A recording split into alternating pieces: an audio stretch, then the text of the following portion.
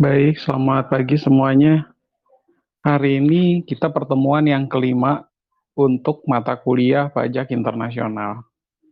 Nah, bahasan kita hari ini mengenai tax allowance. Ya, kalau kita definisikan allowance itu dalam bahasa Indonesia berarti seperti tunjangan.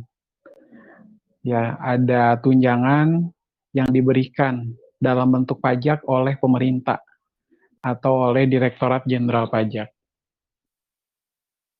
Ya, minggu lalu saya sudah share juga materi-materi yang disampaikan oleh dosen koordinator yaitu Bu Yunia. Silakan teman-teman boleh baca, yaitu materinya jauh lebih lengkap karena nanti beliau juga yang akan eh, membuat soal ujian ya, baik ujian tengah semester maupun ujian akhir. Nah, pertama kita akan lihat dulu pengertian dari tax allowance. Tax allowance ini merupakan fasilitas yang diberikan oleh yurisdiksi perpajakan untuk mengurangi jumlah pajak yang harus dibayar perusahaan dalam jangka waktu tertentu. Ya, jadi ada yang namanya fasilitas. Pak, berarti kalau kita bicara tax amnesty juga merupakan tax allowance dong. Bisa ya? Kalau tax amnesty kan sebenarnya pengampunan pajak. Orangnya punya pajak, tapi kemudian dia mendapatkan keringanan pajak. Dia lupa ngelapor pajak-pajak dia dari tahun 2001 sampai tahun 2015 misalnya. Ya karena dia lupa melaporkan selama 15 tahun, akhirnya oleh pemerintah dihapuskan dalam bentuk tax amnesty. Ya jadi kamu boleh nih diputihin kewajiban pajak yang udah lama. Berarti mulai dari tahun 2019 baru mulai melakukan pelaporan. Ya, kemudian melaporkan besarnya harta atau aset-aset yang dimiliki oleh si pengusaha atau wajib pajak tersebut. Ya, jadi kalau kita bicara tax allowance bisa juga disamakan dengan tax amnesty karena adanya pengurangan pajak. Ya, wajib pajak itu kan harusnya dia melaporkan pajak setiap tahun. Nggak dia orang pribadi atau nggak dia badan, tetap harus melakukan pelaporan SPT kan, baik SPT orang pribadi maupun SPT badan. Tapi dia lupa, atau dia memang karena udah saking sibuknya dia udah nggak peduli lagi ya, nggak perlulah lapor-lapor pajak.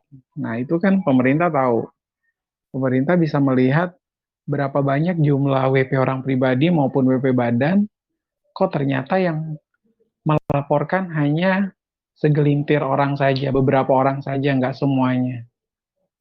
Jumlahnya jutaan wajib pajaknya, tapi yang melapor hanya ribuan. Ya ada data yang jomplang ya, ada kesenjangan jumlah yang melaporkan pajak. Maka dari itu ada fasilitas yang diberikan oleh pemerintah. Ya, nah fasilitas ini tentunya di bawah naungan yurisdiksi atau undang-undang pajak. Seperti itu. Ya, kita lanjutkan ke slide berikut.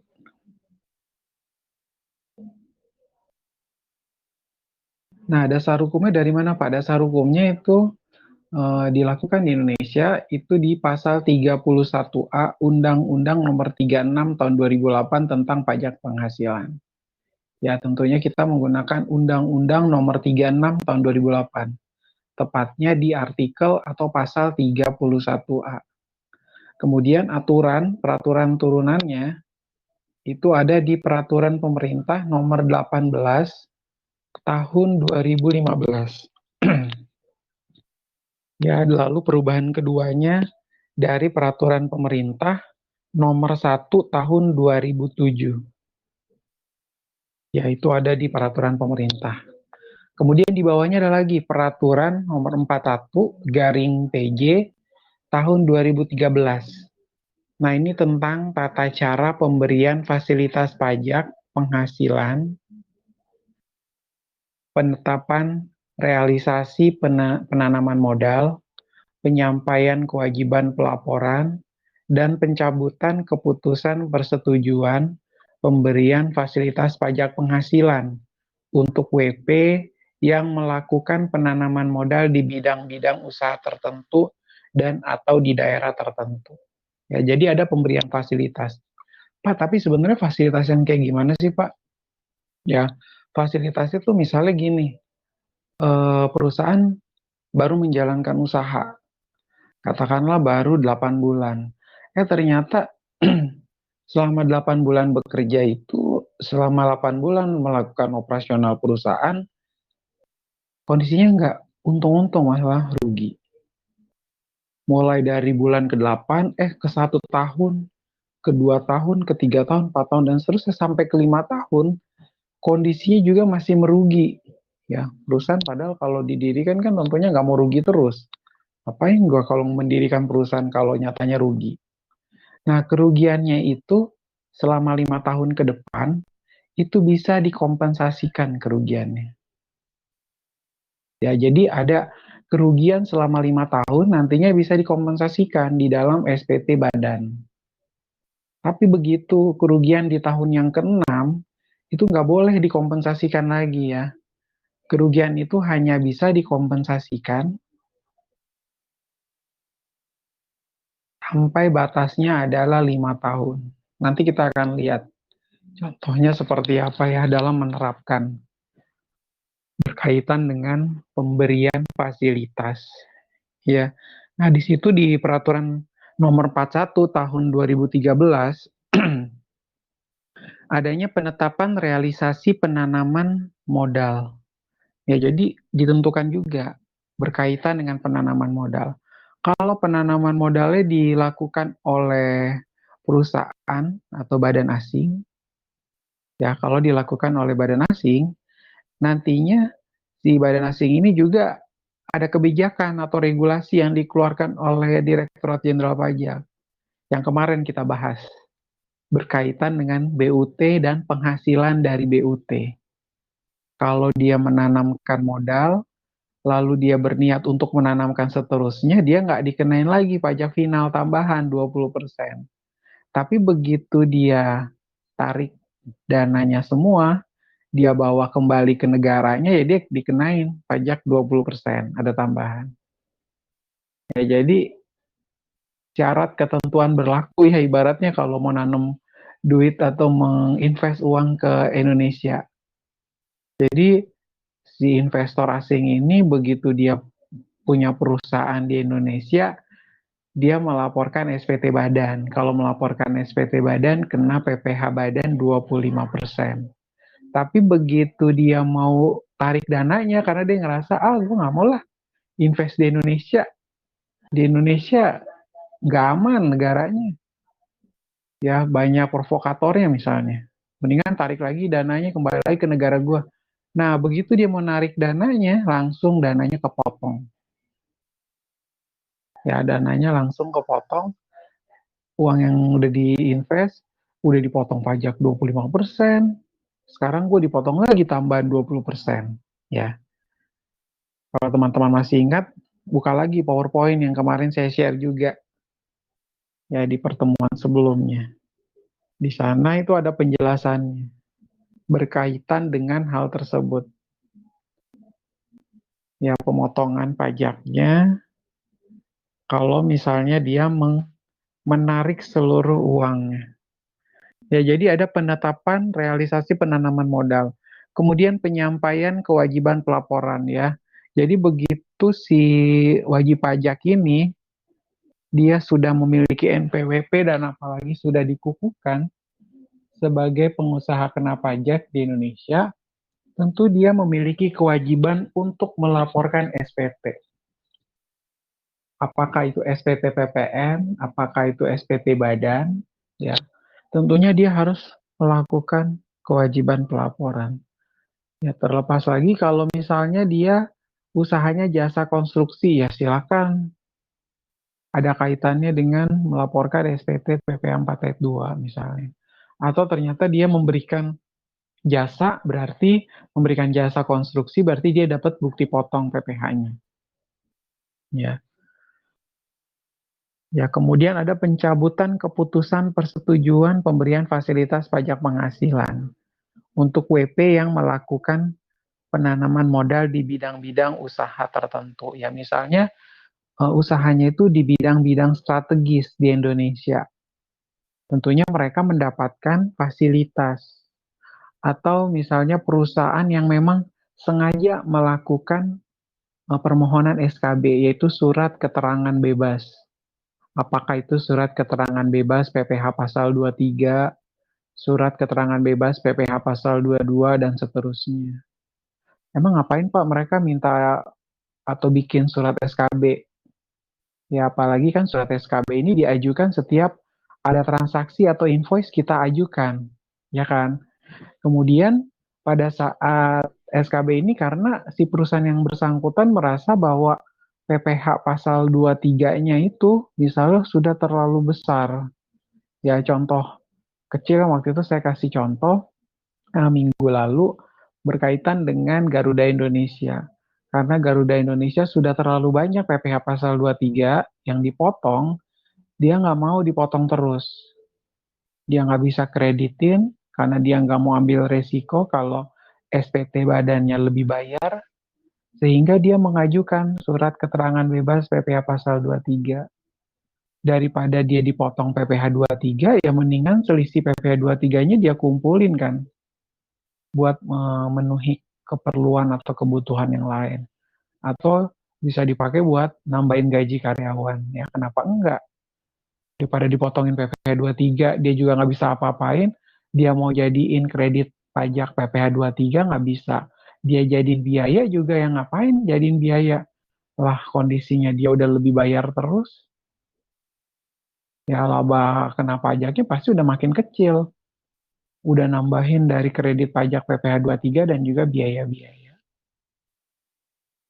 Worth it tuh. Ya, jadi kondisinya tentu kita akan lihat berkaitan dengan hal tersebut. Ya, pemberian fasilitas pajak penghasilan ini tentunya juga akan dilihat apakah tadi masuk ke dalam bidang-bidang strategis. Ya, bidang-bidang strategis ini misalnya melakukan usaha di kawasan berikat. Ya, kalau melakukan usaha di kawasan berikat, contohnya di Kepulauan Batam, selain mereka berikat dan mereka menjalankan lagi bidang-bidang strategis, bisa-bisa mereka memang nggak ada nilai atau kondisi pajak pertambahan nilainya. Bisa-bisa. Ya, tapi hanya mendapatkan pembebasan pajak pertambahan nilai. Tetapi untuk PPh-nya enggak ya. Pajak penghasilan, kalau misalnya dia dikenain 23, ya tetap dikenakan 23. Dia dibebaskannya itu hanya komponen PPN-nya doang, pajak pertambahan nilai. Ya, kenapa Pak bisa kayak gitu? Karena ada aturannya. Aturannya memang pembebasan di PPN, tapi PPh-nya tetap ada kewajiban harus membayarkan PPN. Ya, sambil saya menjelaskan, bagi teman-teman kalau ada yang mau bertanya, langsung bertanya saja ya. Pak, ini nggak jelas Pak, yang ini maksudnya gimana? Kenapa harus ada pakai SKB? Tujuannya SKB ya. Perusahaan tentunya dia punya excuse yang jelas ya, berkaitan dengan SKB PPh pasal 23. Ya, silakan kalau mau bertanya atau kalau mau chat juga, nanti tinggal saya jawab pertanyaan teman-teman dari chat. Ya, jadi Pak sebenarnya kenapa sih Pak harus ada PPh pasal 23? Kenapa harus ada SKB PPh pasal 23? Apalagi tadi Bapak bilang repot. Setiap kali mau ngajuin surat keterangan bebas PPh pasal 23 harus per invoice. Ya, hari ini ada invoice. Nilainya 20 juta daripada gue dipotong PPh 23, gue mendingan ngajuin SKB lah. Bawa ke kantor pajak. Ya langsung dibikinin, terus langsung keluar terbit, di stempel ya. Nanti ada stempelnya menyatakan bahwa invoice yang bersangkutan ini bebas PPh pasal 23. Atau saya nggak mau bebas PPh pasal 23, saya mau bebas PPh pasal 22. Ya udah silakan ajukan PPh pasal 22. Sesuai dengan kebutuhan dan sesuai dengan alasan yang jelas ya. Jangan sampai kita ngasih alasannya nggak jelas. Ya alasannya karena malas aja gue dipotong-potongin 23. Ya bukan gitu juga. Kan kalau tadi Garuda Indonesia, dia nggak mau dipotong PPh 23, alasannya adalah ya karena udah terlalu banyak, daripada saya nanti kreditin juga nggak guna, mau dijadiin biaya juga nggak guna, ya kan? Udah nggak tax planning lagi dia udah makin tax planning yang kebablasan kan namanya kan. PPh 23 udah kebanyakan, kalau gua nggak jadiin PPh 23 mau gue jadiin biaya pun lebih repot lagi. Tentunya seperti itu. Ya, tadi adanya fasilitas pajak penghasilan untuk wajib pajak yang melakukan penanaman modal. Atau misalnya fasilitasnya ini memang ada di mana di daerah-daerah terpencil ya. Kondisinya karena di daerah terpencil fasilitasnya juga nggak memadai. Fasilitasnya tidak terlalu memadai, akhirnya harus ya nggak ada cara. Mau nggak mau dia harus diberikan fasilitas tersebut. Apalagi dia masuk dalam kategori Peraturan 41 PJ 2013. Kita lanjutkan.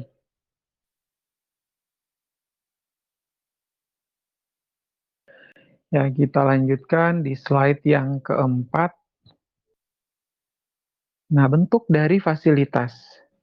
Yang pertama itu ada pengurangan penghasilan neto sebesar 30% dari jumlah penanaman modal berupa aktiva tetap berwujud, termasuk tanah yang digunakan untuk kegiatan utama usaha. Ya, jadi ada pengurangan penghasilan bersihnya sebesar 30%. Ya, dari jumlah penanaman modal berupa aktiva tetap berwujud.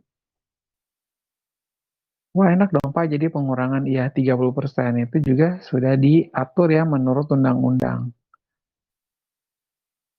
Tapi harus dalam bentuk apa? Dalam bentuk aktiva tetap berwujud, termasuk tanah yang digunakan untuk kegiatan utama usaha. Ya, selanjutnya penyusutan yang dipercepat atas aktiva berwujud dan amortisasi yang dipercepat atas aktiva tidak berwujud yang diperoleh dalam rangka penanaman modal baru dan atau perluasan usaha. Emang boleh ya Pak penyusutan yang dipercepat? Setahu saya taunya penjualan atau pendapatan yang dipercepat atau yang penundaan pendapatan atau biaya yang diakui lebih cepat ya. Perusahaan kan senang mengakui biaya jauh lebih cepat ya nggak? Karena kalau dia ngakuin biayanya di bulan yang ini, dia bisa menekan jumlah laba kena pajaknya kan. Saya mau ngakuin lah biaya sekarang aja. Saya mau ngakuin biayanya di bulan Desember daripada nanti dibawa ke Januari. Ntar masuk ke laporan SPT badan yang tahun berikutnya dong. Saya kan mau ngakuin biayanya di tahun sekarang, 2020. Ngapain saya ngakuin di 2021? Itu mah ntar lagi pemikirannya. Yang penting sekarang dulu, ya kan? Sekarang kita pakai penyusutan yang dipercepat atas aktiva dulu. Kita misalnya mau mengakui biaya penyusutannya misalnya. Ya, tentunya metodenya harus disepakati atau diharuskan menurut pajak. Ya, jadi ada penyusutan yang dipercepat atas aktiva berwujud dan amortisasi yang dipercepat. Ya, misalnya juga untuk amortisasi, apakah untuk aktiva tak berwujud seperti hak paten, merek dagang, royalti, software accounting, goodwill. Ya, ini kan merupakan aktiva tidak berwujud yang perlu dilakukan amortisasinya juga dipercepat dalam rangka untuk penanaman modal baru atau perluasan usaha. Ya, jadi begitu dia mau, saya udah punya usaha di Jawa, Pulau Jawa, sekarang mau lagi di Sumatera, di Kalimantan juga lah. Kalau bisa merambah ke Sulawesi dan lain sebagainya. Nah, tentunya boleh menerapkan penyusutan yang dipercepat. Ya, baik untuk aktiva berwujud yang tetap maupun aktiva tidak berwujud, aktiva tetap berwujud dan aktiva tetap tidak berwujud.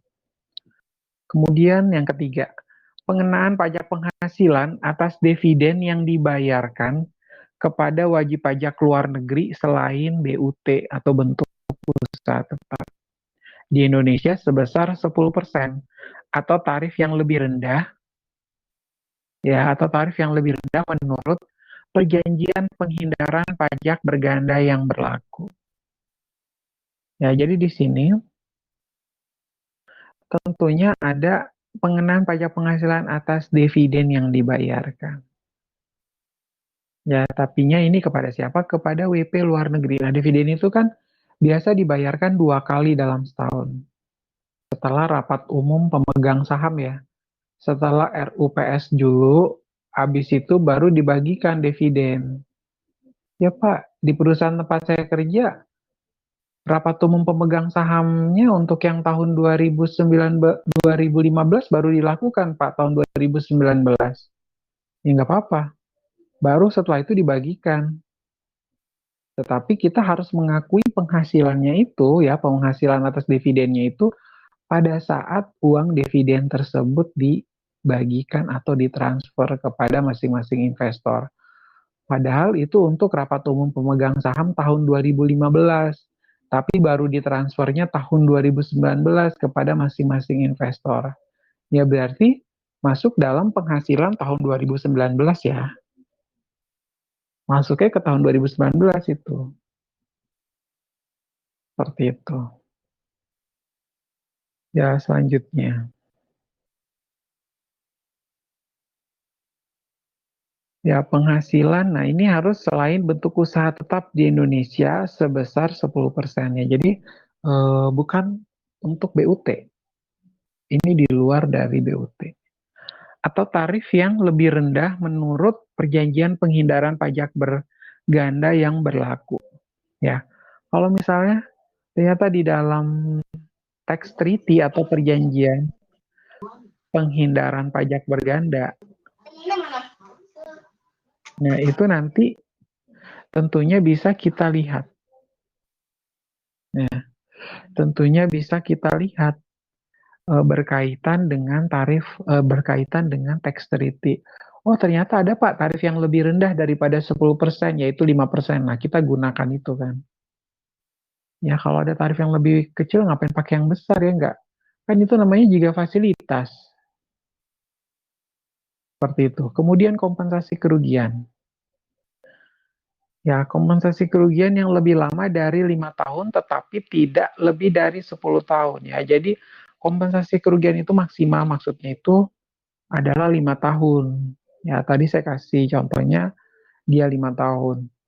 Dia nggak bisa lebih dari 5 tahun. Kalau ternyata, Pak saya di tahun ke-6 masih rugi juga ya. Itu mah bukan urusannya ya berarti ya.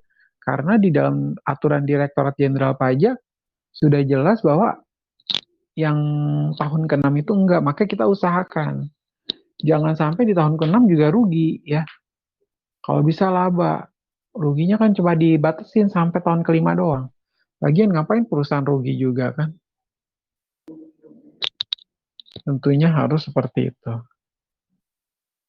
Kita lanjutkan di slide berikut, yaitu di slide kelima. Nah, kriteria wajib pajak. Kriteria wajib pajak itu yang pertama memiliki nilai investasi yang tinggi atau untuk ekspor. Ya, tentunya nilai investasi tersebut tinggi. Atau tujuannya adalah untuk ekspor. Ya, kemudian memiliki penyerapan tenaga kerja yang besar. Ya, selain nilai investnya harus tinggi, jadi kenapa Pak harus tinggi ya? Karena banyak yang harus dia lakukan kan untuk operasional perusahaannya. Bukan cuma beli stok, masukin stok ke dalam gudang, tapi juga bayar gaji karyawan.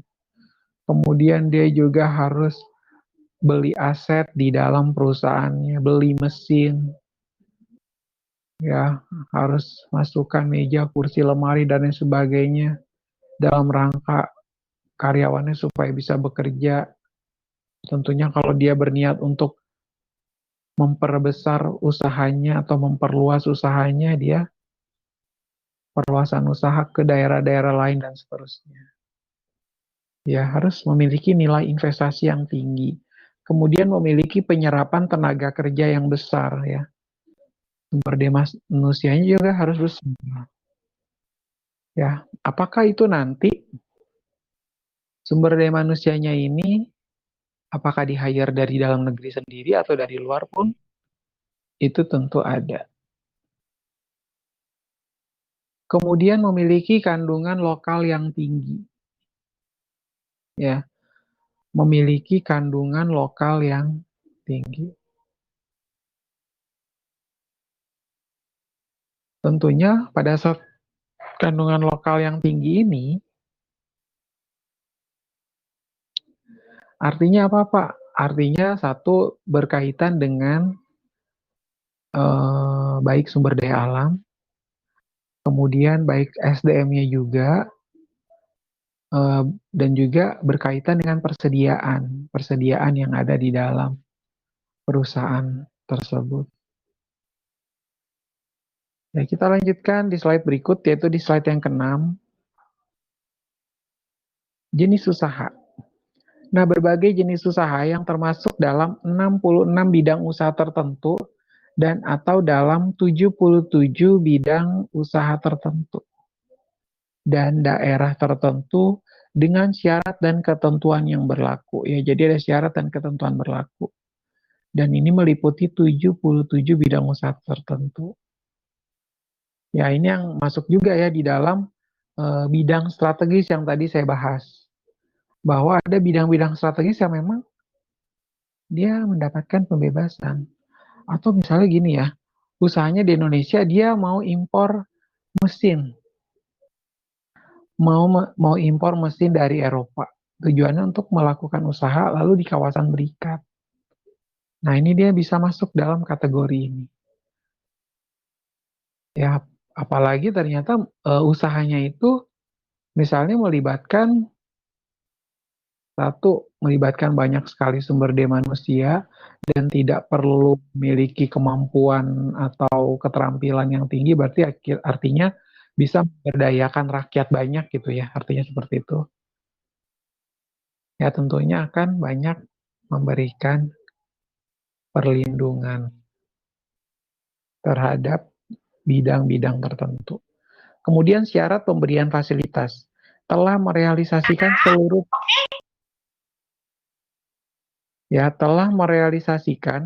seluruh penanaman modalnya dan telah berproduksi secara komersial. Ya, jadi sudah merealisasikan seluruh penanaman modal.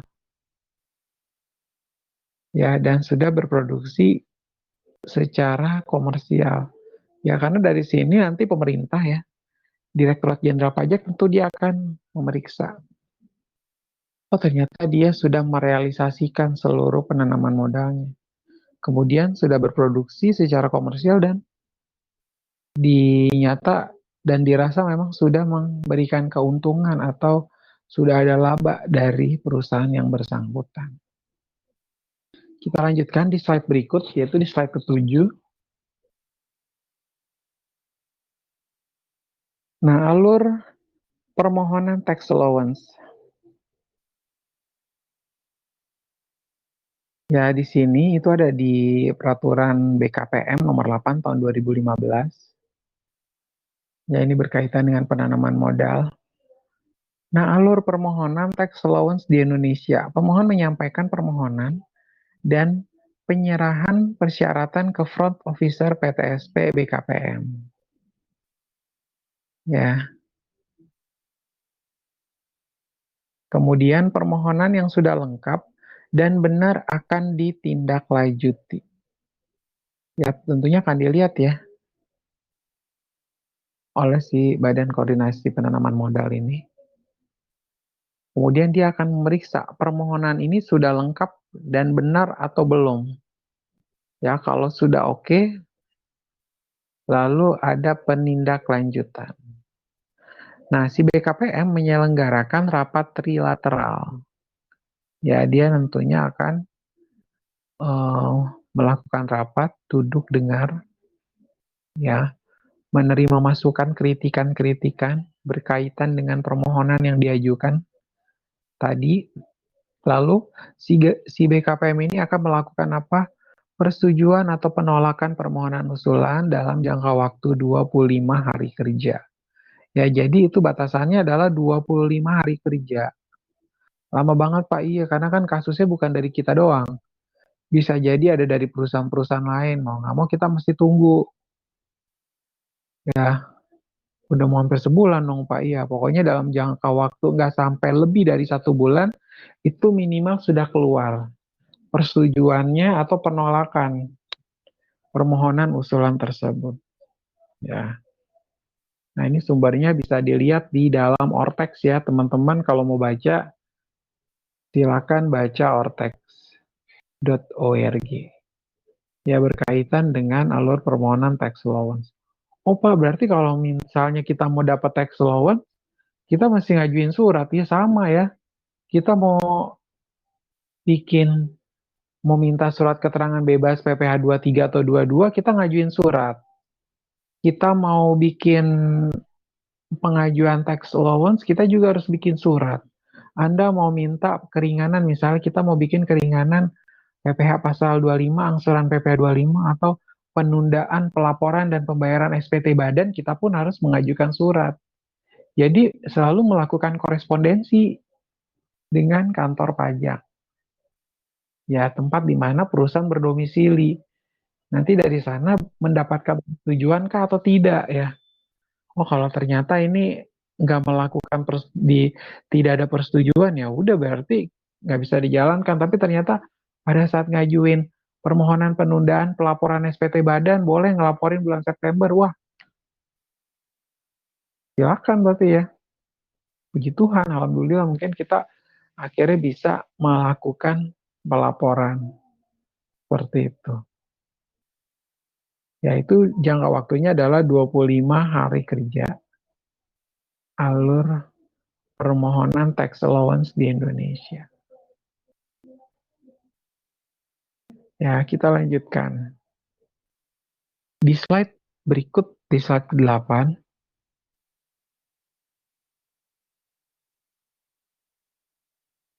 ya, di slide ke-8 itu berkaitan dengan, nah ini, daftar perusahaan yang mendapatkan fasilitas tax allowance.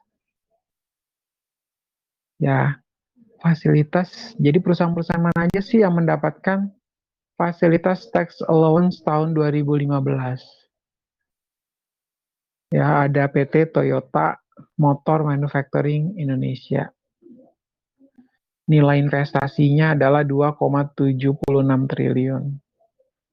Ya, kemudian ada PT PGNL Inji Indonesia, 2,85 triliun.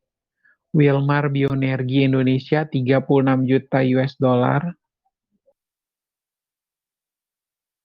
Kemudian Fonterra Brands Manufacturing Indonesia, 29,6 juta US dollar.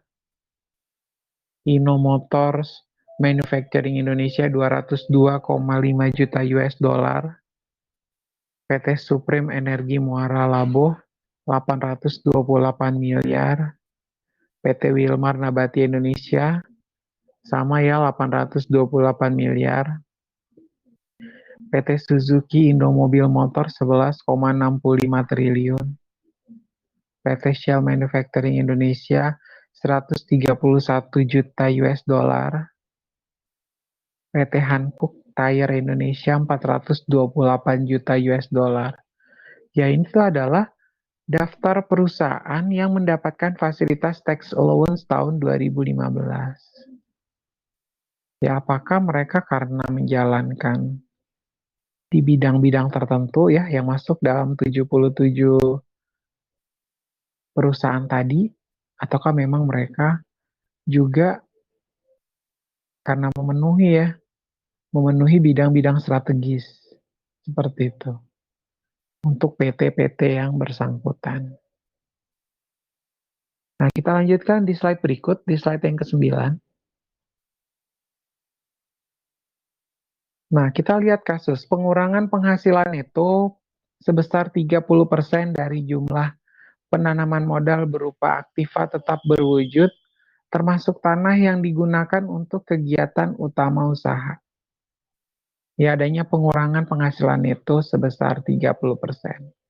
Nah, fasilitas pengurangan penghasilan itu yang diberikan selama 6 tahun terhitung sejak saat mulai berproduksi komersial, yaitu setiap tahunnya sebesar 5% dari jumlah penanaman modal berupa perolehan aktiva tetap berwujud termasuk tanah ya untuk kegiatan utama usaha.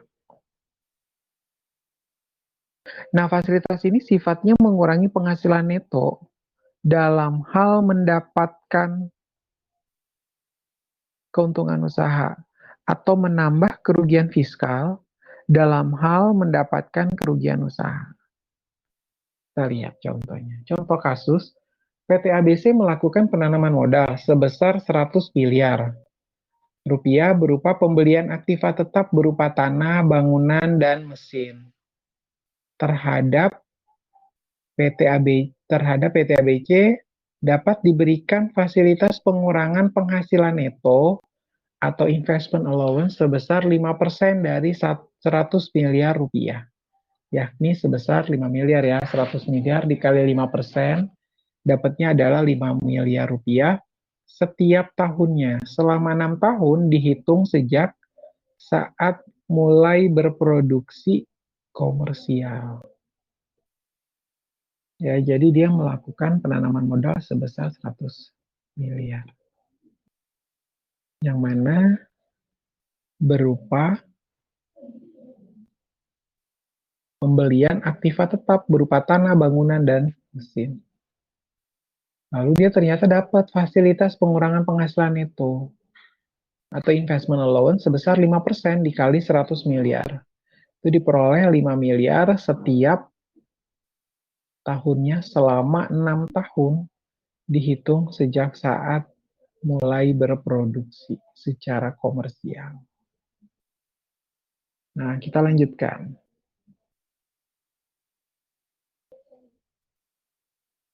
Nah, di sini dia bisa apa? Melakukan penyusutan yang dipercepat atas aktiva berwujud dan amortisasi yang dipercepat atas aktiva tidak berwujud yang diperoleh dalam rangka penanaman modal dan atau perluasan usaha. Ya, jadi di sini adanya penyusutan yang dipercepat ya. Boleh ya Pak ya? Boleh. Ya, jadi itu pun diperkenankan menurut undang-undang. Kita mau melakukan penyusutan yang dipercepat. Nah, dari contoh yang tadi ya, PT ABC ini mempunyai aktiva berwujud bukan bangunan yang tergolong dalam kelompok satu. Ya, bukan bangunan itu masuk dalam kelompok satu, mempunyai umur ekonomis atau masa manfaat 4 tahun, dengan tarif penyusutan berdasarkan metode garis lurus sebesar 25%. Nah, karena PT ABC memperoleh fasilitas tax allowance tadi, maka dilakukan penyusutan yang dipercepat atas aktiva tersebut dengan masa manfaat menjadi 2 tahun dan tarif penyusutannya menjadi 50%. Ya, jadi nantinya penyusutan yang dipercepat atas aktiva tersebut dengan masa manfaat menjadi 2 tahun. Kok bisa, Pak? Iya, dari 4 menjadi 2 tahun karena mau dipercepat. Lalu tarif penyusutannya menjadi 50% dari 25% tadi. Ya, jadi kita memanfaatkan hal tersebut. Emang ngaruhnya apa, Pak? Ngaruhnya adalah kita bisa memiliki biaya penyusutannya ya. Biaya penyusutannya juga akan lebih besar, ya enggak? Orang dibikin dari 4 tahun menjadi 2 tahun, terus tarif awalnya dari 25% menjadi 50%. Seperti itu. Ya, kemudian kita lanjutkan. Ya, bagian yang ketiga, pengenaan pajak penghasilan atas dividen yang dibayarkan kepada wajib pajak luar negeri. Selain bentuk usaha tetap di Indonesia, sebesar 10% atau tarif yang lebih rendah menurut tax treaty atau perjanjian penghindaran pajak berganda yang berlaku. Ya tentunya, setiap pajak penghasilan yang dibayarkan kepada WP luar negeri selain BUT ya, itu tarifnya adalah 10%. Tapi kalau ada yang lebih rendah, kenapa enggak? Boleh kita gunakan. Nah, contoh kasusnya, investor dari negara X memperoleh dividen dari wajib pajak. Ya, dari wajib pajak badan dalam negeri yang telah ditetapkan memperoleh fasilitas berdasarkan peraturan pemerintah ini. Ya, selanjutnya, apabila investor X tersebut bertempat kedudukan di negara yang belum memiliki perjanjian penghindaran pajak berganda dengan pemerintah Republik Indonesia atau tempat kedudukan di negara yang telah memiliki P3B dengan pemerintah Republik Indonesia dengan tarif pajak dividen untuk WP luar negeri 10% atau lebih, maka atas dividen tersebut hanya dikenakan pajak penghasilan di Indonesia sebesar 10%. Namun apabila investor X tersebut bertempat kedudukan di suatu negara yang telah memiliki P3B dengan pemerintah RI dengan tarif pajak dividen lebih rendah dari 10%, maka atas dividen tersebut dikenakan pajak penghasilan di Indonesia sesuai dengan tarif yang diatur dalam P3 tersebut. Ya, jadinya seperti itu ya. Ya, jadi kita akan melihat nantinya, oh kalau misalnya ada P3, ada P3B, tentu kita gunakan P3B. Tapi karena ternyata negara yang bersangkutan nggak punya tax treaty atau P3B dengan Indonesia, berarti kita langsung gunakan tarifnya 10%, fix 10%. Tapi ternyata kalau dia ada P3B atau tax treaty-nya, berarti kita gunakan tarif yang ada di tax treaty. Bisa jadi malah lebih rendah ya, bukan 10%, malah 5%. Atau malah bisa-bisa jadi 2% atau bahkan nggak dipotong pajak sama sekali, ya kan? Malah benar-benar nol. Yaitu merupakan salah satu tax allowance yang nantinya akan diberikan kepada wajib pajak luar negeri. Ya, sejauh wajib pajak luar negeri ini dia memang benar-benar perusahaan asing yang ada di luar sana ya, bukan dalam bentuk BUT. Kalau BUT kan berarti dia sudah satu punya kantor perwakilan, ya, atau dia ada showroom atau ada bengkel di Indonesia. Ya kalau dia ada BUT-nya di Indonesia ya dia nggak masuk dalam kategori yang ini. Ya karena kategori yang ini sih bukan yang kita maksudkan, bukan yang kita bahas. Ya karena dia ini merupakan untuk wajib pajak luar negeri atau wajib pajak badan asing. Selanjutnya, kompensasi kerugian yang lebih lama dari 5 tahun tetapi tidak lebih dari 10 tahun. Ya, contoh kasusnya, perhitungan fasilitas tambahan jangka waktu kompensasi kerugian fiskal wajib pajak yang melakukan perluasan usaha, ya, yang sumber pembiayaan untuk perluasan usaha dimaksud berasal dari laba setelah pajak atau earning after tax. Ya, jadi harus laba setelah pajak atau earning after tax adalah sebagai berikut.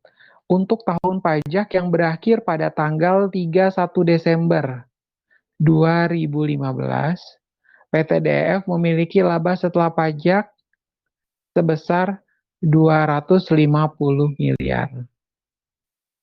Tanggal 1 Mei 2016, DF mendapatkan izin prinsip perluasan penanaman modal dari Badan Koordinasi Penanaman Modal atau BKPM tadi ya, dengan rencana penanaman modal sebesar 500 miliar.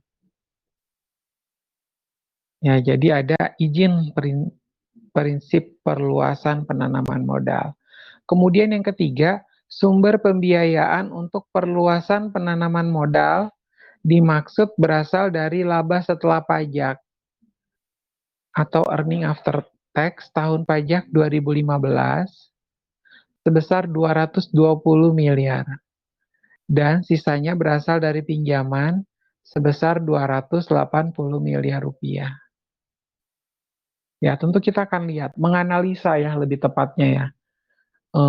Sebenarnya dia, ternyata yang pertama, ya nomor satu itu berkaitan dengan dia memperoleh laba setelah pajaknya 250 miliar. Lalu yang kedua, tanggal 1 Mei 2016, mendapatkan izin prinsip perluasan penanaman modal. Kemudian yang ketiga itu adalah sumber pembiayaan untuk perluasan penanaman modal. Ya, sebesar 220 miliar. Ya, seperti itu. Kemudian kita lanjutkan. Nah, di slide yang ke-13. Atas perluasan penanaman modal tersebut, PT DF mendapatkan keputusan persetujuan pemberian fasilitas pajak penghasilan berdasarkan peraturan pemerintah ini pada tanggal 2 Januari 2017. Ya. Ya, jadi dia mendapatkan persetujuan pemberian fasilitas PPh. Itu per 2 Januari 2017. Lalu pada tanggal 31 Juli 2017, DF merealisasikan seluruh rencana perluasan penanaman modal sebesar 500 miliar rupiah. Nah, PT DF ini mengalami kerugian fiskal tahun pajak 2017 sebesar 10 miliar rupiah. Nah, nilai buku fiskal seluruh aktiva tetap PT DF pada tanggal 31 Desember 2017 sebesar 550 miliar yang terdiri dari, ya ini nilai buku fiskalnya ya, per 31 Desember 2017 sebesar 550 miliar terdiri dari nilai buku fiskal aktiva tetap sebelum perluasan sebesar 100 miliar rupiah dengan perincian sebagai berikut. Ya, nilai perolehan ya sebesar 1 miliar, 1 triliun ini ya. 1 triliun nilai perolehannya,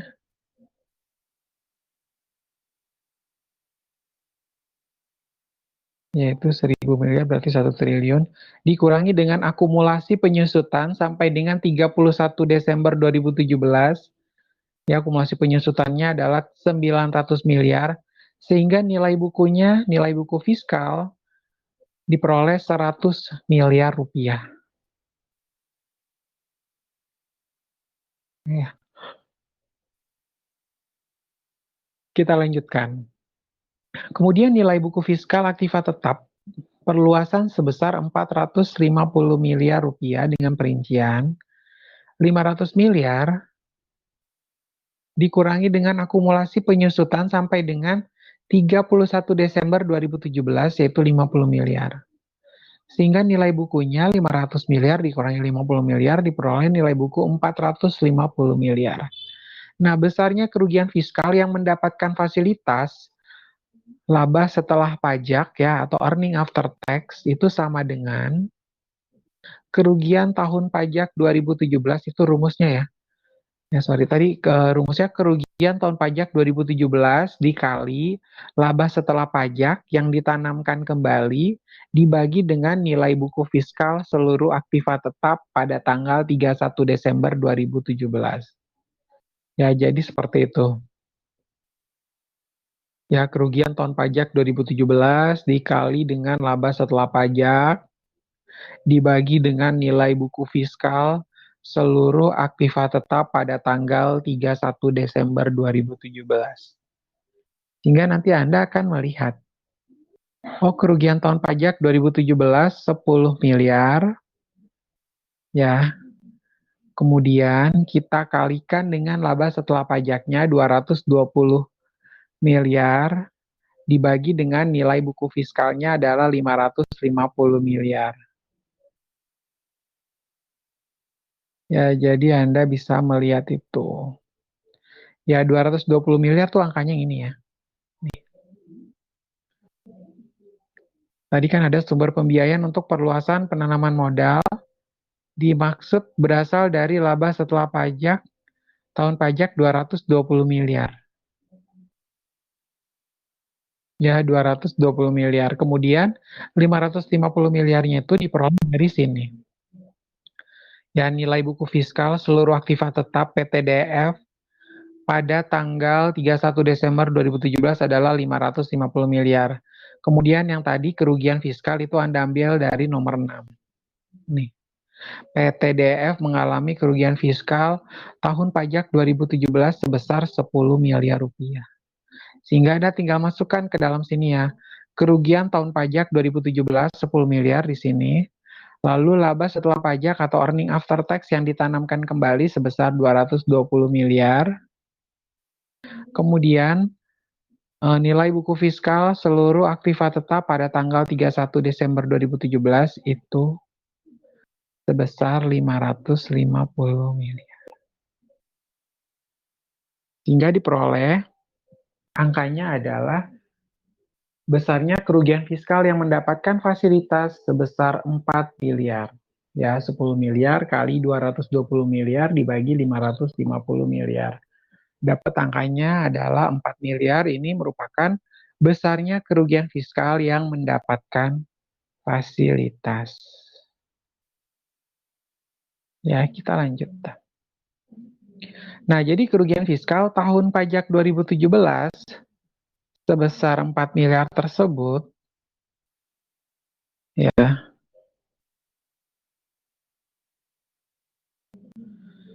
kerugian fiskal tahun pajak 2017 tersebut sebesar 4 miliar dapat dikompensasikan selama 7 tahun. Jadi dapat dikompensasikan. Tapi emang bisa pas sama 7 tahun? Karena yang bisa maksimal kan tadi menurut Undang-Undang 5, ya kan? Ini dari soalnya sih ngomong gini, tapi kan menurut Undang-Undang kita maksimal hanya bisa sampai 5 tahun. Sedangkan untuk kerugian ya, kerugian sebesar 6 miliar hanya dapat dikompensasikan selama 5 tahun.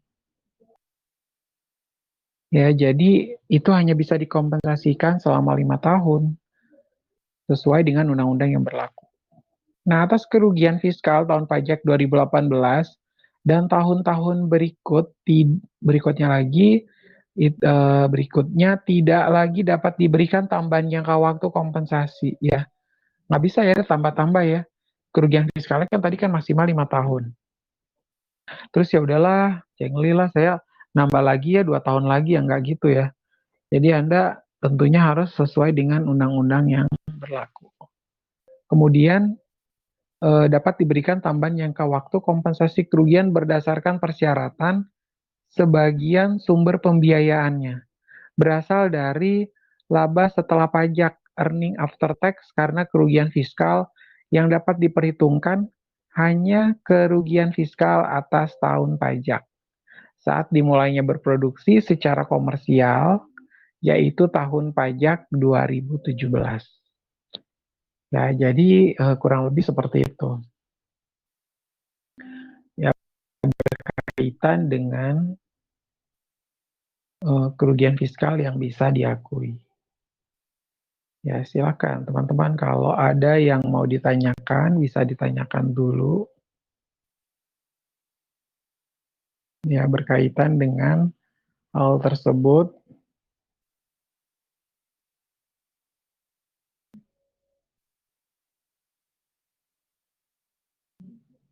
Ya, dan ternyata filenya slide-nya cuma sampai slide ke-15.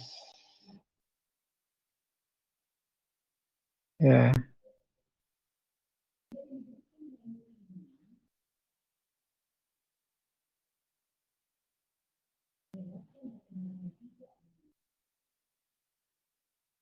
ya kita lanjutkan untuk soal yang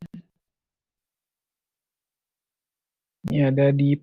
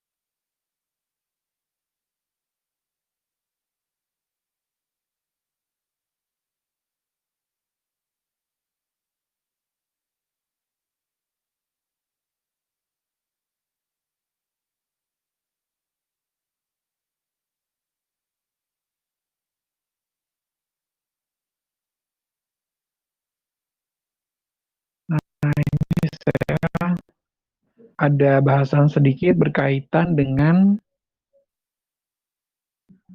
bentuk usaha tetap.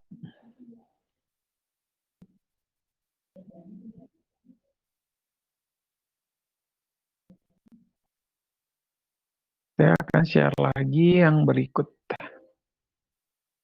Masih seputar BUT, itu saya akan tampilkan di sini sebentar.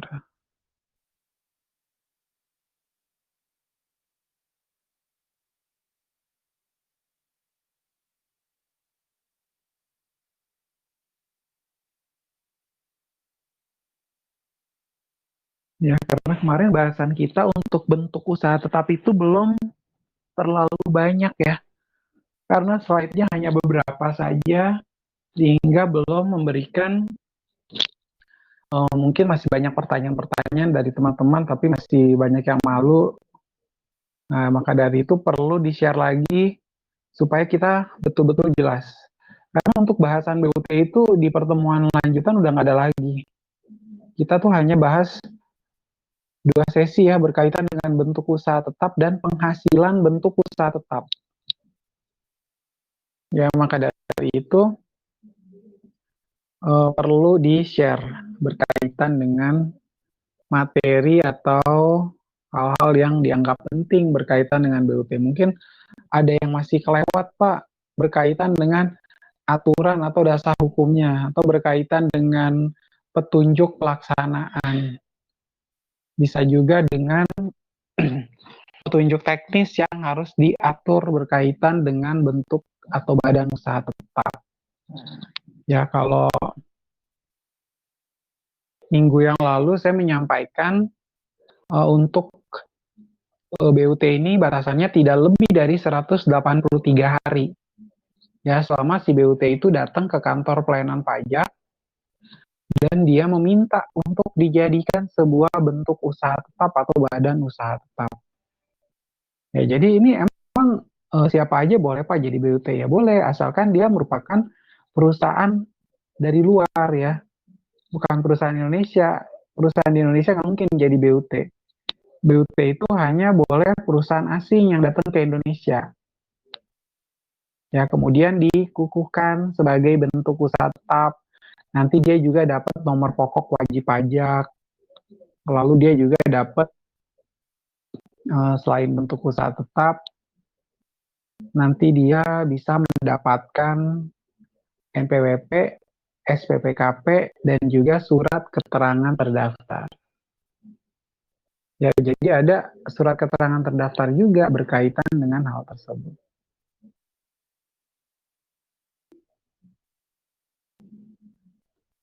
Ya, nah ini saya masih membuka filenya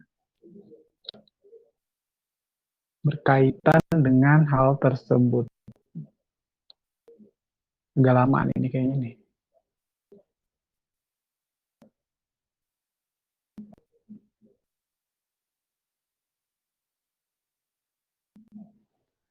Nah, kita lihat.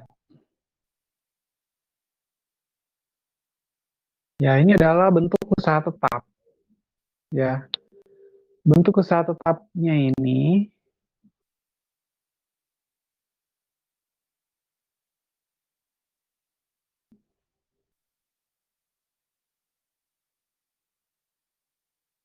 nah itu subjek pajaknya siapa? Pihak yang berpotensi atau memenuhi syarat untuk membayar pajak. Kemudian yang kedua, sebelum subjek pajak mendapatkan objek pajak, maka atasnya tidak wajib membayarkan pajak. Ya tentunya gini ya, kalau nggak ada penghasilannya, kalau nggak ada jasanya, ya ngapain kita potong pajak? Ibaratnya kan gitu ya. Kan objek ini kan berarti ada penghasilan yang bisa kita potongin pajak. Ya kalau nggak ada transaksi apa-apa, ya ngapain juga kita potongin pajaknya. Atau dia ternyata belinya beli barang. Ya kan, kalau beli barang ya nggak masuk dalam kategori BUT ini. Ya kalau nanti beli barang itu, kalau perusahaan di Indonesia melakukan impor barang dari luar ke Indonesia. Ya kan, baru kena PPh pasal 22. Kalau dia punya angka pengenal impor atau tanpa angka pengenal impor. Tapi kalau dia jualan barang ya kita nggak bisa kenakan PPh 21 atau 26. Ya. Jadi PPh pasal 21, 26, dan 23 itu hanya melekat pada apa? Melekat pada jasa yang diberikan. Baru muncul adanya penghasilan tersebut.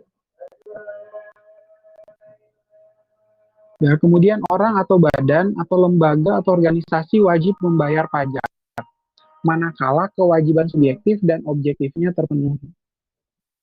Ya, jadi mau dia orang pribadi kah atau badan, lembaga, institusi, organisasi apapun, nah ya selama dia masuk dalam kategori wajib pajak, ya terus organisasi juga merupakan organisasi laba ya, bukan organisasi nirlaba ya. Nah, ini dia wajib membayar pajak manakala kewajiban subjektif dan objektifnya itu terpenuhi. Kita lanjut. Ya, di slide yang ketiga, nah di situ subjek pajak badan, Anda bisa lihat ada badan dan BUT definisinya. Ya, supaya kita semakin remind lagi, refresh lagi ya, refreshing lagi berdasarkan pengetahuan pemahaman tersebut kita bacakan lagi. Nah, badan itu adalah sekumpulan orang dan atau modal yang merupakan kesatuan, baik yang melakukan usaha maupun tidak melakukan usaha, yang meliputi PT, CV, perseroan lainnya, BUMN atau BUMD, firma, kongsi, koperasi, dana pensiun, persekutuan, perkumpulan, yayasan, organisasi massa, organisasi sosial politik, atau organisasi yang sejenis. Lembaga, bentuk usaha tetap, dan bentuk badan lainnya termasuk reksadana. Lalu yang kedua adalah bentuk usaha tetap. Ya, bentuk usaha tetap ini kemarin saya kasih contoh showroom, bengkel, ya, ruko, ada kantor perwakilan. Nah, bentuk usaha tetap suatu tempat usaha atau a place of business yaitu fasilitas yang dapat berupa tanah dan gedung, termasuk juga mesin-mesin dan peralatan. Ya, ternyata dia bukan cuma tanah loh, tapi ada building di atas tanah tersebut. Lalu ada mesin dan juga peralatan-peralatan. Nah, bentuk usaha tetap juga mencakup orang pribadi atau badan selaku agen yang kedudukannya tidak bebas, yang bertindak untuk dan atas nama orang pribadi atau badan yang tidak bertempat tinggal atau tidak bertempat kedudukan di Indonesia. Ya, jadinya ternyata dia memang tidak bertempat tinggal dan juga dia tidak bertempat kedudukan di Indonesia, tapi dia mau jadi BUT. Karena memang kondisi perusahaannya yang mengharuskan demikian. Mengangkut penumpang atau mengangkut barang, baik dari Indonesia ke negaranya, begitu pula sebaliknya. Yaitu badan dan bentuk usaha tetap. Kemudian kita lanjutkan. Subjek pajak. Ya, subjek pajak dalam negeri itu badan yang didirikan atau bertempat kedudukan di Indonesia. Ya, pajak penghasilan dihitung dari tarif pajak dikalikan dengan penghasilan neto. Ya, tarif pajaknya misalnya tarif pajak PPh pasal 21 yang 5, 15%, 25, 30%. Tarif progresif pasal 17 dikalikan dengan penghasilan neto. Oh, misal penghasilannya adalah 7,5 juta rupiah. Ya, tinggal dihitung untuk PPh 21 per bulannya. Dengan memasukkan unsur ada tunjangan jabatan, ya, kemudian ada PTKP, mungkin dia dapat ada iuran-iuran yang lain, ada iuran BPJS, apakah nanti ada tunjangan PPh pasal 21 ditanggung karyawan kah atau ditanggung oleh perusahaan. Ya, itu adalah subjek pajak dalam negeri. Kemudian ada subjek pajak luar negeri. Nah, subjek pajak luar negeri ini yaitu badan yang tidak didirikan dan tidak bertempat kedudukan di Indonesia. Ya, yang menjalankan usaha atau melakukan kegiatan melalui BUT di Indonesia, atau yang menerima atau memperoleh penghasilan dari Indonesia bukan dari menjalankan usaha atau melakukan kegiatan melalui BUT di Indonesia. Nah, pajak penghasilannya dihitung dari tarif pajak dikalikan dengan penghasilan bruto. Ya, kalau yang tadi subjek pajak dalam negeri dikalikan penghasilan neto, kalau yang luar negeri itu tarif pajaknya dikalikan penghasilan bruto. Ya, ya. Sampai sini ada yang mau ditanyakan dulu nggak? Silakan bagi teman-teman yang selama saya menjelaskan, kalau masih ada yang belum jelas, silakan ditanyakan. Ya, harus benar-benar mendapatkan pencerahan. Karena kenapa? Karena kalau Anda cuma datang, misalnya Anda ikut mendengarkan perkuliahan ini secara online, karena kita nih, menurut saya perkuliahan online itu agak kurang efektif. Karena kita nggak bisa tatap muka secara langsung. Ya, saya juga nggak tahu Anda memperhatikan atau enggak nih. Atau jangan-jangan Anda sambil ngerjain yang lain. Atau sambil makan kayak, atau sambil ngapain.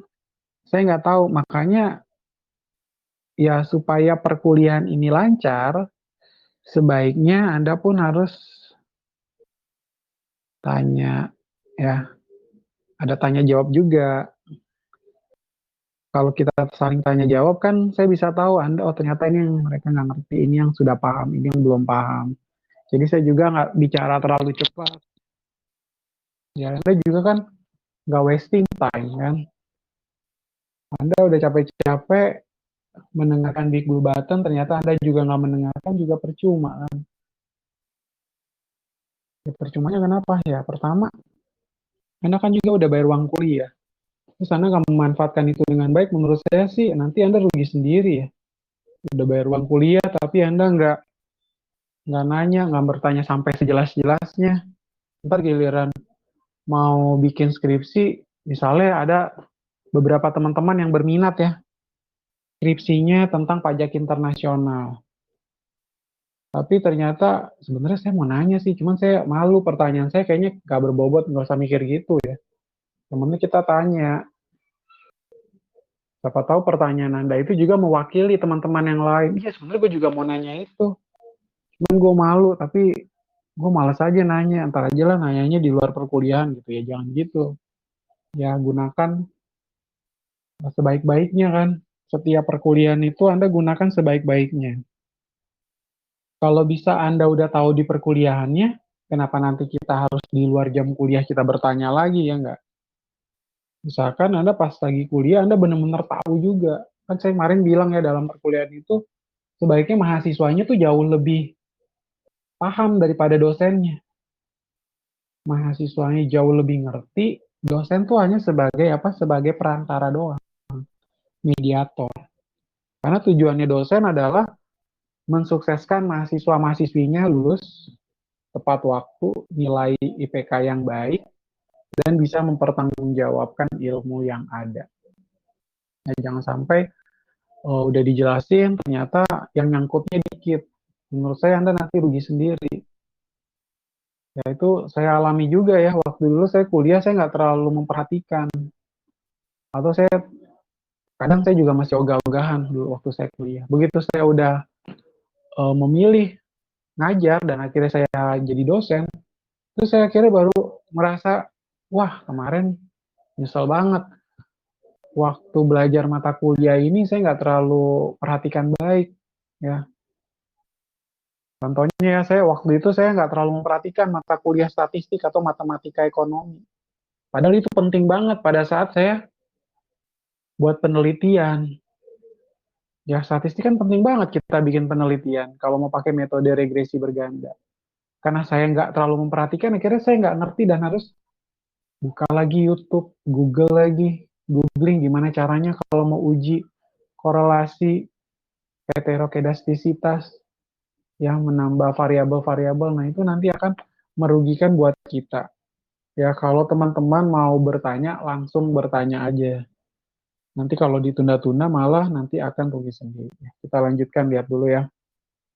Nah, jadi untuk subjek pajak luar negeri dan subjek pajak dalam negeri itu ada perbedaan. Kalau subjek pajak dalam negeri, pajak penghasilan dihitung dari tarif pajak dikalikan penghasilan neto. Kemudian kalau yang subjek pajak luar negeri, pajak penghasilan dihitung dari tarif pajak dikalikan dikembalikan penghasilan bruto. Yaitu udah ada perbedaan. Seperti itu. Nah, kita lanjutkan di slide berikut. Nah, pengertian BUT, ya ini sama ya dengan yang waktu itu saya share juga, bahwa BUT ini bentuk usaha yang dipergunakan oleh orang pribadi yang tidak bertempat tinggal di Indonesia. Ya, orang pribadi yang berada di Indonesia tidak lebih dari 183 hari dalam jangka waktu 12 bulan. Dan badan yang tidak didirikan dan tidak bertempat kedudukan di Indonesia untuk menjalankan usaha atau melakukan kegiatan di Indonesia yang dapat berupa tempat kedudukan manajemen, cabang perusahaan, kantor perwakilan, gedung kantor pabrik, bengkel, gudang, ruang untuk promosi dan penjualan. Ya, itu adalah bentuk dari BUT. Ya, ini Anda kurang lebih udah paham lah ya, karena kemarin juga sudah saya jelaskan. Ya, selanjutnya di slide berikut, di slide ke-6,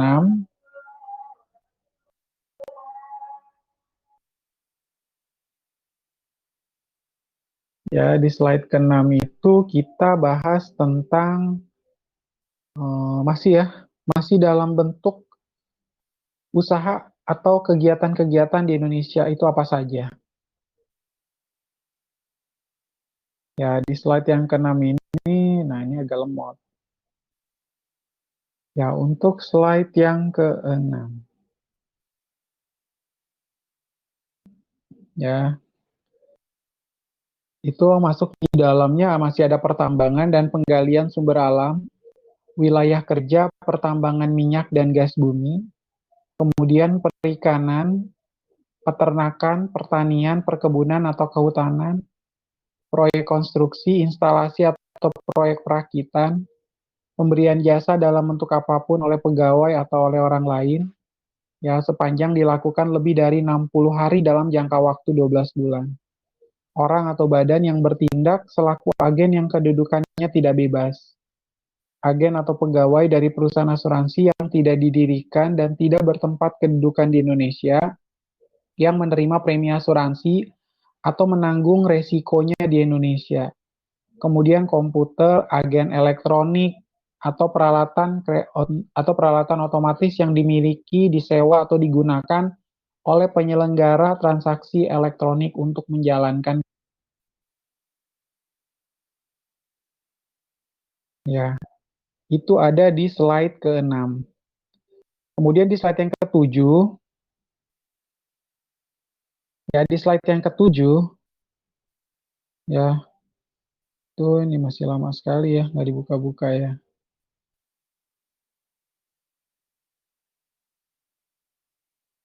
Nah, slide yang ke-7 ini kita bahas tentang pengenaan pajak secara khusus diterapkan terhadap BUT, di mana pengenaan pajak dilakukan melalui 2 tahap, yaitu perlakuan pajak sebagai subjek pajak dalam negeri sama halnya dengan subjek pajak badan. Ya, jadi subjek pajak dalam negeri ini bisa dikatakan bahwa dia adalah ekuivalen dengan subjek pajak badan. Kemudian perlakuan pajak sebagai subjek pajak luar negeri, di mana PPh dikenakan atas laba setelah PPh yang siap dikirim ke negara asal. Ya, jadi seperti itu. Ya, kita lanjutkan di slide berikut ya. Di slide ke-8 ini berkaitan dengan perbedaan antara orang pribadi dan juga badan. Ya, orang pribadi dan badan ini tentunya bisa kita lihat bahwa bentuk usaha tetap adalah bentuk usaha yang dipergunakan oleh orang pribadi yang tidak bertempat tinggal. Ya, ini masih agak lama nih slide-nya nih.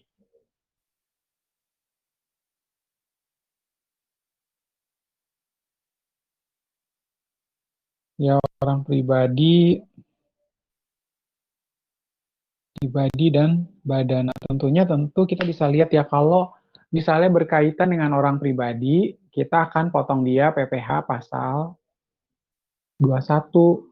Tetapi kalau ternyata dia adalah badan, kita harus potong dia PPh pasal 23. Ya, itu sebenarnya yang membedakan. Intinya tuh seperti itu. Ya. Nah, di situ penjelasannya, orang pribadi yang tidak bertempat tinggal di Indonesia atau berada di Indonesia tidak lebih dari 183 hari dalam jangka waktu 12 bulan. Nah, itu disebut sebagai subjek pajak luar negeri orang pribadi. Kemudian badan yang tidak didirikan dan tidak bertempat kedudukan di Indonesia, yaitu subjek pajak luar negeri badan. Untuk menjalankan usaha atau melakukan kegiatan di Indonesia, ini ada di pasal 2 ayat 5 Undang-Undang PPH. Kemudian kewajiban pajak subjektif dimulai pada saat orang pribadi atau badan menjalankan usaha atau kegiatan melalui suatu BUT dan berakhir pada saat orang pribadi atau badan tidak lagi menjalankan usaha atau kegiatannya melalui suatu BUT. Nah, itu ada kewajiban pajak subjektif. Kemudian kita lanjutkan di slide berikut ya, di slide yang ke-9 itu mengenai elemen-elemen dari bentuk usaha tetap. Nah, ini juga sudah saya sampaikan ya. Ada 4 elemen dasar. Ada 4 elemen dasar BUT. Yang pertama adalah a place of business, ya, suatu tempat usaha. Kemudian yang kedua yang bersifat permanen, ya tentunya ada yang bersifat permanen. Satu contoh gedungnya, nilai bangunannya, ya kan. Itu tentunya bersifat permanen. Yang digunakan oleh subjek pajak luar negeri, ya, baik itu orang pribadi atau badan. Kemudian yang keempat, untuk menjalankan usaha atau bisnis atau melakukan kegiatan atau aktivitas. Seperti itu. Ya. Nah, itu disampaikan di dalam pasal 2 ya. Artikel 2 ayat 5 Undang-Undang PPH dan penjelasannya. Nah, penting di sini ada catatan kakinya, tidak semua subjek pajak luar negeri dapat menjadi BUT. Namun hanya yang memperoleh penghasilan dari menjalankan bisnis atau aktivitas. Ya. Jadi kalau ada aktivitasnya dulu, baru bisa menjadi BUT. Kalau ternyata nggak ada kegiatan, ya mau ngapain? Ya kan? Misalnya kalau dia adalah perusahaan asuransi dari luar, tapi dia nggak ada kegiatan di sini, nggak nerima premi juga dari Indonesia, ya mau apaan kita terapkan PPH atas BUT? Ya, atau misalnya tidak ada kegiatan jasanya, ya itu kan juga percuma ya. Kalau ternyata kegiatannya itu melibatkan pembelian barang atau trading, itu tentu langsung masuknya adalah ke PPH 22 impor, nggak ada kaitannya sama bentuk usaha tetap. Karena bentuk usaha tetap itu dianggap sebagai subjek pajak dalam negeri juga, ya kan? Walaupun secara harafiahnya itu dia itu tidak lebih dari 183 hari di Indonesia. Tapi nanti dia dikenain pajaknya adalah pajak atau undang-undang pajak yang ada di Indonesia. Itu 21 kalau orang pribadi, 23 kalau dia adalah badan. Selanjutnya, tidak ada isu BUT bila subjek pajak luar negeri hanya memperoleh penghasilan dari pekerjaan seperti gaji, upah, atau penghasilan dari modal ya. Jadi kalau misalnya nih, ini orang pribadinya nerima gaji atau upah, dia kan berarti membawa nama orang pribadi. Iya nggak? Berarti kan kita tentunya harus menerapkan untuk orang pribadi, ya dong. Bukan menerapkan kepada bentuk usaha tetap yang notabene adalah badan. Ya, lalu yang ketiga, subjek pajak luar negeri ini dapat menjadi BUT bila memenuhi keempat elemen di atas. A place of business yang bersifat permanen, yang digunakan oleh subjek pajak luar negeri, orang pribadi atau badan, dan untuk menjalankan usaha atau bisnis atau melakukan kegiatan atau aktivitas. Ya, selanjutnya yang keempat, BUT merupakan subjek pajak yang perlakuan pajaknya dipersamakan dengan pajak badan, material, dan formal. Ya, jadi dilihat dari aspek formal maupun dari aspek material. Ya, jadi tentunya akan dilihat. Nah, kita lanjutkan ya di slide yang ke-10. Nah, di slide ke-10 ini, teman-teman juga akan menemukan kembali ya, bagian yang seperti saya share juga ya waktu itu ya. Itu ada BUT fisik atau aktiva. Nah, di situ sudah dijelaskan BUT fisik atau aktiva ada tempat kedudukan manajemen, cabang perusahaan, kantor perwakilan, gedung kantor, pabrik, bengkel, gudang, ruang untuk promosi dan penjualan, pertambangan dan penggalian sumber alam, wilayah kerja dan pengeboran migas. Kemudian perikanan, ya. Di sini ada perikanan, peternakan, pertanian, perkebunan atau kehutanan. Lalu ada BUT proyek, proyek konstruksi, instalasi atau proyek perakitan. BUT jasa itu pemberian jasa dalam bentuk apapun oleh pegawai atau oleh orang lain sepanjang dilakukan lebih dari 60 hari dalam jangka waktu 12 bulan. Lalu perwujudan BUT ada BUT agent, orang atau badan yang bertindak selaku agen yang kedudukannya tidak bebas. Lalu ada BUT asuransi, agen atau pegawai dari perusahaan asuransi yang tidak didirikan dan tidak bertempat kedudukan di Indonesia yang menerima premi asuransi atau menanggung resiko di Indonesia. Lalu kemudian ada BUT e-commerce. Ya, BUT e-commerce ini berkaitan dengan komputer, agen elektronik, atau peralatan otomatis yang dimiliki, disewa, atau digunakan oleh penyelenggara transaksi elektronik untuk menjalankan kegiatan usaha melalui internet. Oke ya, sampai sini ada yang mau ditanyakan dulu nggak? Ya, silakan bagi teman-teman, kalau ada yang mau ditanyakan, boleh ditanyakan. Ya, kalau tidak ada pertanyaan, ya masih ada pertanyaan, mau ada pertanyaan dulu atau tidak? Ya, kalau nggak ada pertanyaan, silakan teman-teman baca atau dengarkan kembali ya rekaman ini. Rekaman ini silakan dibuka dan didengarkan kembali kalau ada yang belum jelas. Oke, baik. Untuk pertemuan kita hari ini, pertemuan kelima pajak internasional, saya hentikan sampai di sini. Teman-teman tetap jaga kesehatan, gunakan masker, gunakan hand sanitizer, dan sampai ketemu minggu depan. Tuhan memberkati. God bless you and Buddha bless you. Selamat siang semuanya.